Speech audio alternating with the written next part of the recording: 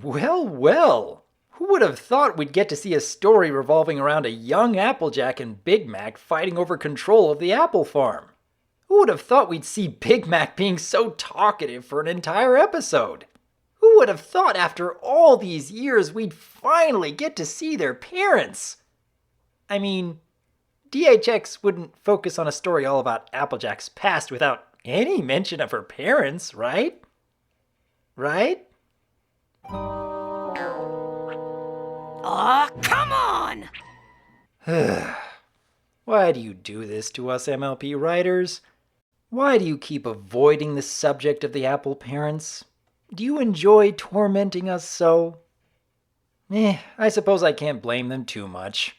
I mean, what kind of story could they come up with that would actually live up to all our expectations that have been building for all these years? Maybe we are better off not knowing. Just leave it to our imaginations. Still, kind of frustrating when the opportunity comes along and there isn't even a hint of the Apple parents anywhere. But I'm getting ahead of myself here. Let's get to the review. The story begins with Apple Bloom trying to hide the fact that she made a mistake, and learning that her sister wasn't always so honest herself. This is actually a great setup for the characters we've become so familiar with over the years, showing a youthful impetuousness, a prideful need to prove themselves to those around them, even to the point of complete short-sightedness, all to avoid making things worse, which in turn tends to make things worse anyways. Just like with Pony Point of View, this is a setup we've seen time and time again in other media. Actually, you could go back to Sweet and Elite in Season 2 and find another scenario where Little White Lies keep spiraling more and more out of control. Although, comparing the two episodes, at least Applejack did fess up to every lie she told, whereas Rarity, for the most part, got off scot-free. In fact, I did have a lot of fun watching Applejack making everything worse, because Big Mac was always around to point out what she was doing wrong, and yet was contributing to the underlying problem all along. Yeah, we've heard a lesson about how telling lies tend to make things worse in the long run, but who would have thought that we'd see the whole reason as to why Big Mac decided to become a pony of few words in the first place? It's actually a very intriguing look into his character motivations. Simple, yet profound. Plus, we get a few moments where Big Mac is at the very end of telling a story, which really makes you want to hear the whole thing. So from that moment on, I took to referring to myself as big or large, and others say that's how the trees got to growing so tall. But to me, it's just how I got my cutie mark. I'm sure there'll be more than a few fanfic writers out there who will come up with the rest of those stories in very interesting ways. Let me know what you come up with, by the way.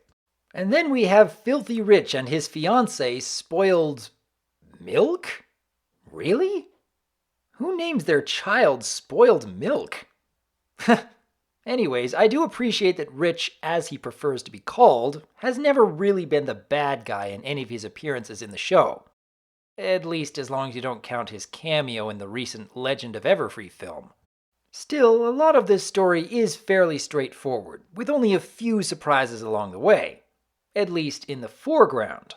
If you pay close attention to the background, there's actually a lot more going on. We have some of the more recognizable characters like Mrs. Cake, and some of the more obscure characters like Screwball. I have to wonder what led to her appearance back in Read It and Weep. But some of the more interesting moments, which pass by very quickly, have a lot of subtext to them. We get a very brief view of teenage Cherylee, but you may also notice that Big Mac looks back at her and smiles. Anyone else getting a Hearts and Hooves Day vibe here? And even a little more interesting is the appearance of a young Derpy with bandages across her eyes. Anyone getting the feeling that this just might be the reason why she became wall-eyed in the first place? Or perhaps this was an attempt to fix her eyes that didn't go anywhere? Again, fanfic writers, get on this. Overall though, even with a fairly predictable setup and conclusion, I did enjoy what this story turned out to be. Looking at Applejack's journey by itself, it does give some context as to why she'd turn out so honest as an adult.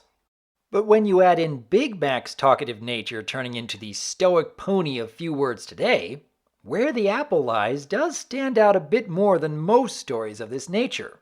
throw in some intriguing background Easter eggs, and I think this makes for a good entry in the series. Far from some of the more memorable episodes, but decent. What do you think? What sort of story elements were you hoping to see most from Applejack and Big Mac's past? Were there any other potential story-filled Easter eggs I might have missed?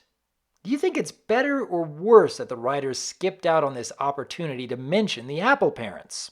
I would like to hear your thoughts on where the apple lies, and here's looking forward to even more flashback episodes in future seasons. I am Dr. Wolf, and I look forward to hearing from you. Steve Rake!